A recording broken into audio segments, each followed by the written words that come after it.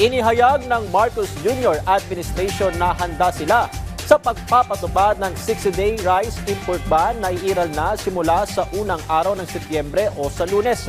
Binabantayan naman ang pagtugon sa posibleng pagtatangka ng ilan na manipulahin ang presyo ng bigas at pagpapaluwag sa mga warehouse. Yan ang ulat ni Clazel Pardilla. Suspendido na ang pag-angkat ng bigas simula Setyembre.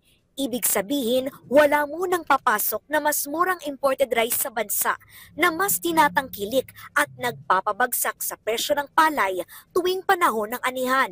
Para matiyak ang katatagan ng supply ng bigas, ipinag-utos ni Pangulong Ferdinand R. Marcos Jr. ang paglalabas ng National Food Authority ng 1,200,000 sako ng bigas. Gagawin yan sa pamamagitan ng auksyon o pagsusubasta. Aabot sa 25 to 28 pesos per kilo ang floor price ng bigas depende sa edad nito.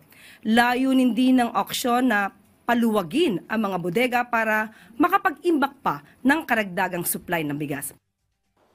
Sa datos ng National Food Authority, lumulobo na sa higit 6 na milyong sako ng bigas ang inventaryo ng ahensya.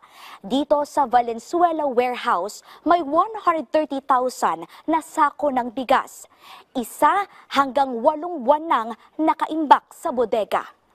Kaya maglalabas din ng 100,000 metriko toneladang bigas ang NFA na ibibenta sa benteng bigas meron na program. Pinakamura sa palengke, alam ko, 40 yata, 45, ganyan. O, ito, 20 lang. O, dito na.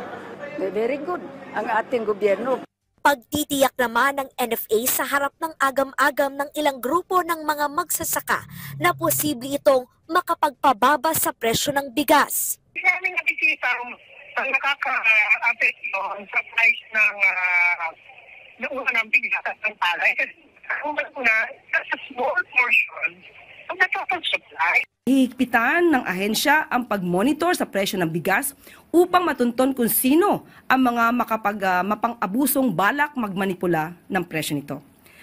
Clazel Pardilla para sa Pambansang TV sa Bagong Pilipinas.